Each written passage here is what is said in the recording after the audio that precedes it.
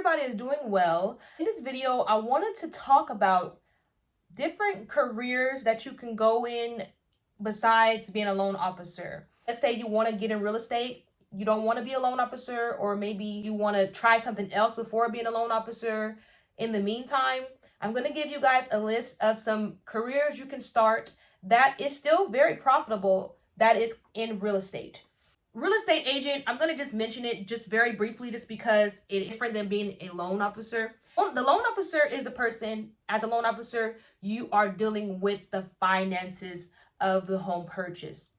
The real estate agent is the person that is dealing with the home search process. So the person, whenever you go or you want to buy a home, the person that's going to help you or that's going to show you houses, they are the real estate agent. And being a real estate agent and being a loan officer, as far as I'm concerned, is very hand in hand. You as a loan officer or you as a real estate agent, you are definitely going to be working with loan officers. As a real estate agent or as a loan officer, you are definitely going to be working with a real estate agent.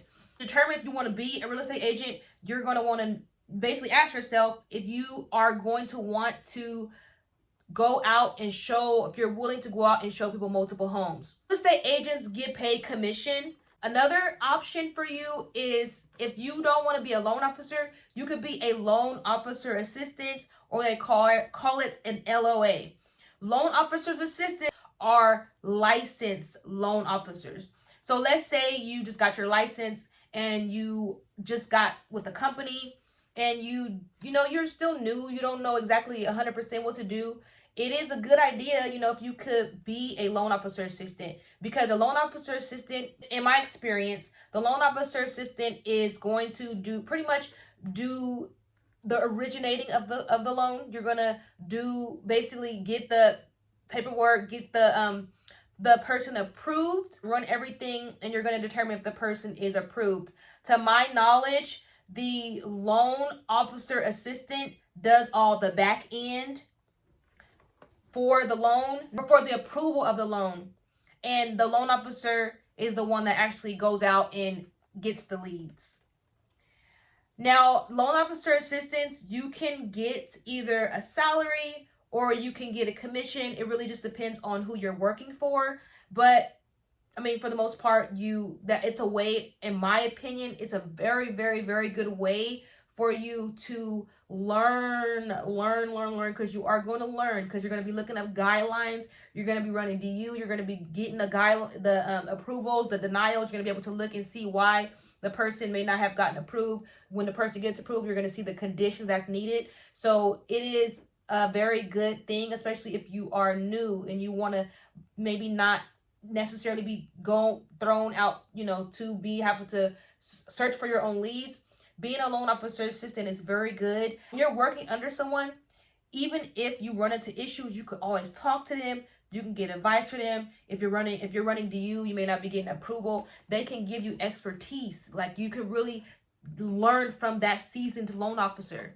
And that is going to give you a great foundation to a career of being a loan officer. So I highly recommend that. It's something that you will have to search for. Loan processor. So the loan processor is the person that does all of the paperwork, gathers and does all the paperwork for the loan. So when you, as a loan officer, are getting the person approved, like let's say you don't have a loan officer assistant. So you, as a loan officer, you are working with someone on getting approved. You got them approved. They're out shopping with the real estate agent. They get in contract, and now the application needs to be submitted to the bank.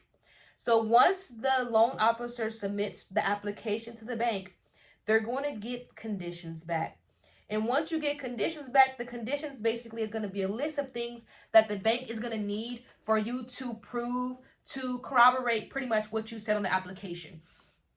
And when you do that, or when you get those conditions, a lot of times, or sometimes, it just depends on the company you work for, you as a loan officer may have to do that. The loan processor is the person that gets that list of conditions that's needed, and they're chasing the borrower down and getting those information from the borrower. The reason why a loan processor's job is so important is because once the loan officer originates the file and gets the borrower approved, and they get in contract and the conditions are submitted, or the conditions are, you get the conditions, the loan processor is going to take the time, because sometimes it could take days, it could take, well, hopefully it don't take weeks, but it takes days for you to get those information, because sometimes people may be lagging on getting you certain documents. And instead of the loan officer taking the time, having to call them 5-10 times to get that information, the processor is helping you with those conditions. They're calling the borrower, they're in communication with the borrower, and they are getting those conditions for you.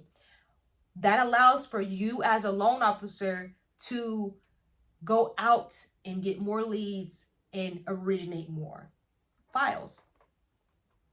The loan processor, to me, is one of the most important people in the transaction of buying a home, because they are helping you meet those deadlines.